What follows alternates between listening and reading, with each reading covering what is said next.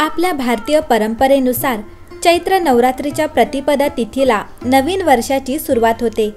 गुढीपाडव्याचा सणही दरवर्षी याच दिवशी साजरा केला जातो।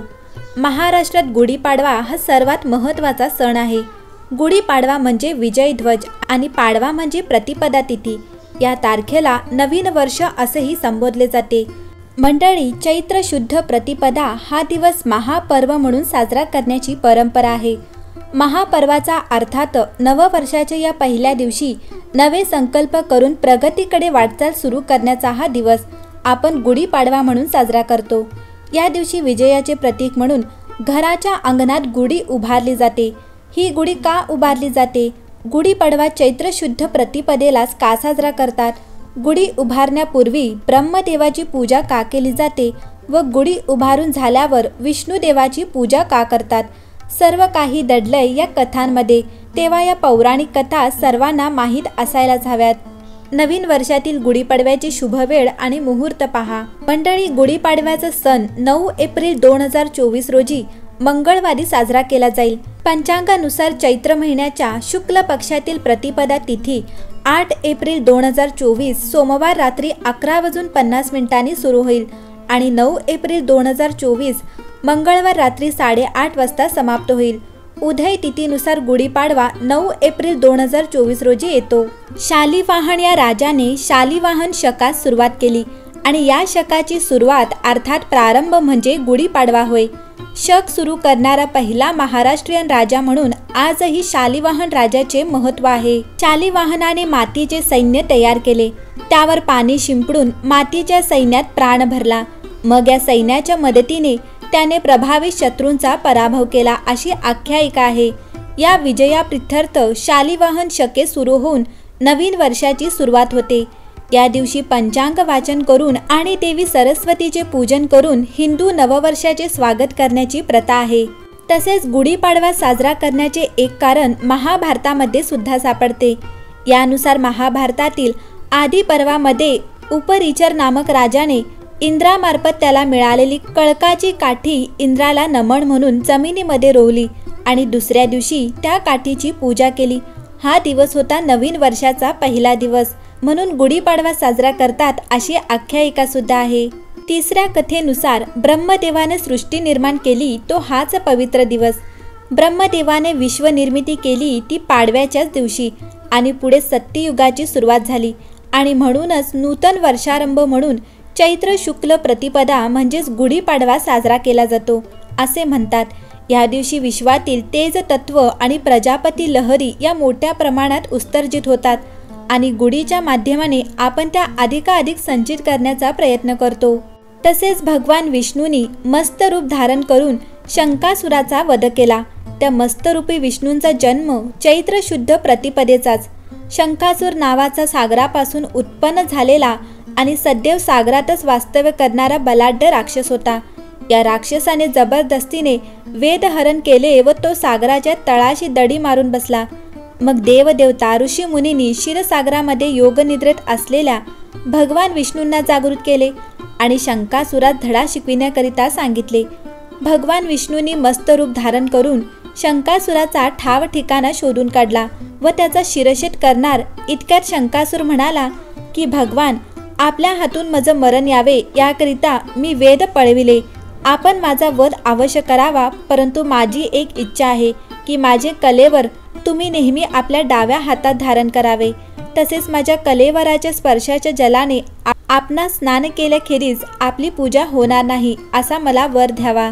भगवान विष्णूंनी तथास्तु म्हटले आणि शंकासुराचा वध केला। त्या दिवसापासून विष्णूने हातात शंखास धारण केले।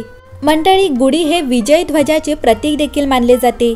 गुढी म्हणजे फक्त ब्रह्मध्वजच नाही तर तो विजय ध्वज देखील आहे। जेव्हा श्रीराम लंकेवर विजय मिळवून अयोध्येला परतले तेव्हा प्रजेने त्यांचे स्वागत ध्वज उभारून मोठ्या आनंदाने केले।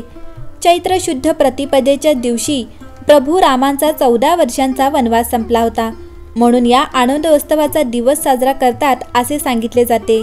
तसेच असेही सांगितले जाते की चैत्र शुद्ध प्रतिपदेला प्रभू रामाने वालीचा वध करून त्याच्या छळातून प्रजेला मुक्त केले। तो हा विजय उत्सवाचा दिवस। घरातून वालीचा आसुरी शक्तींचा रामाने दैवी शक्तीने नाश केला याची गुढी हे सूचक आहे। मंडळी, असे म्हटले जाते की आदिशक्तीचे प्रगटीकरण हे चैत्र नवरात्रीच्या पहिल्या दिवशी झाले। या दिवशी गणिततज्ञ भास्कराचार्य यांनीही तिथी, वार, नक्षत्र, योग आणि करण यांच्या आधारे पंचांग रचल्याचे सांगितले जाते। मंडळी, गुढीपाडवा या सणाला ऐतिहासिक, सांस्कृतिक आणि नैसर्गिक दृष्ट्या खूप महत्त्व आहे। चैत्र महिन्यापासून वसंत ऋतूच्या आगमनाचा सुरुवात होते आणि वातावरणात बदल झालेला असतो। जुनी वाळलेली पानं गळून झाडांना नवी पालवी फुटते, तर आंब्याला मोहोर येतो। या नैसर्गिक बदलाचे स्वागत करण्याची पद्धत असल्यामुळे हा सण साजरा केला जातो। गुढीला सजवण्यात येणाऱ्या प्रत्येक गोष्टीमागे शास्त्र आहे। वातावरणात वाढलेल्या उन्हाची काहिली कमी करण्यासाठी गुढीमध्ये कडुलिंबाची पाने लावली जातात, तर या दिवशी कडुलिंबाची कोवळी पाने खाण्याचीही प्रथा आहे। तसेच या दिवशी कडुलिंब घालून तयार केलेला प्रसाद घेण्यामागेही शास्त्र आहे। कडुलिंबाची कोवळी पाने, फुले, चण्याची भिजलेली डाळ, जिरे, हिंग आणि मध मिसळून हा प्रसाद तयार केला जातो। होळीनंतर वातावरणात उष्णता वाढायला लागते। या वातावरणात बदलाच्या काळात त्वचेचे विकार, पोटाचे विकार, सर्दी पडशांसारखे विकार फोफावण्याची शक्यता असते। अशा वेळी शरीराची रोगप्रतिकारक शक्ती वाढवण्यासाठी व पुढील काळात शरीर निरोगी राखण्यासाठी नववर्षाची सुरुवात कडुलिंबाच्या सेवनाने करतात। मंडळी, गुढीची उंच काठी बांबूपासून तयार केली जाते। काठीला स्वच्छ धुवून त्या काठीचा वरचा भागाला रेशमी वस्त्र किंवा साडी गुंडाळतात।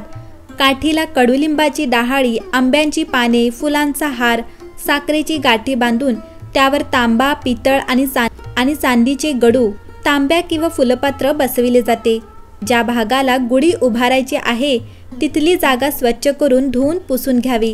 त्यावर रांगोळी काढून पाट ठेवून गुढीची काठी ठेवली जाते। तयार केलेली गुढी दारात उंच गच्चीवर गॅलरीत लावतात। गुढीची काठी नीट बांधून काठीला गंध, फुले, अक्षता वाहून गुढीची पूजा केली जाते। मंडळी, गुढी उभारल्यावर गंध, फुले, अक्षता वाहून गुढीची पूजा करतात। निरंजन लावून उदबत्ती ओवाळतात। दूध, साखर, पेढ्यांचा नैवेद्य दाखवतात। दुपारी गुढीला गोडाधोडाचे नैवेद्य दाखवतात। संध्याकाळी सूर्यास्ताच्या वेळीस परत हळद कुंकू, फुले, अक्षता वाहून गुढी उतरवली जाते। तसेच मंडळी, गुढीपाडव्याचे आध्यात्मिक महत्त्व देखील आहे। गुढीचा आकार हा मानवी शरीर प्रतीत करतो। गुढीवरील कलश हा गोलाकार असून तो मानवी मस्तक आणि कळक म्हणजे बांबू या माणसाचे शरीर किंवा पाठीचा कणा दर्शवतो। नव्या गोष्टींचा आरंभ म्हणजे पाडवा। पाडव्याच्या दिवशी नवीन कामांना सुरुवात करणे आध्यात्मिकरित्या शुभ मानले जाते। पाडव्याच्या दिवशी सुरू केलेली कामे यशस्वी होतात असे मानले जाते। भगवान श्रीकृष्ण म्हणतात की सर्व ऋतूंमध्ये वसंत मीच आहे असे भगवान गीतेत सांगतात। वसंत निसर्गाला नवा बहार देतो। वातावरण आरोग्यदायी असते। या दिवशी अभंग स्नान केल्याने रजतम गुण एक लाभांश एवढे कमी होतात व तेवढ्याच प्रमाणात सत्वगुण वाढतात। गुढीपाडव्याला ब्रह्मांडातील प्रजापती लहरी जास्तीत जास्त पृथ्वीवर पाठविल्या जातात। या लहरी खेचून घेण्याचे काम गुढी करते। तांबे धातू प्रजापती लहरींना आकर्षित करतो। तांब्याचे मुख खाली असल्याने त्या लहरी घरात प्रवेश करतात। प्रजापती लहरींनी संस्कारित तांब्यातून वर्षभर पाणी प्यायल्याने आरोग्य लाभते अशी मान्यता आहे।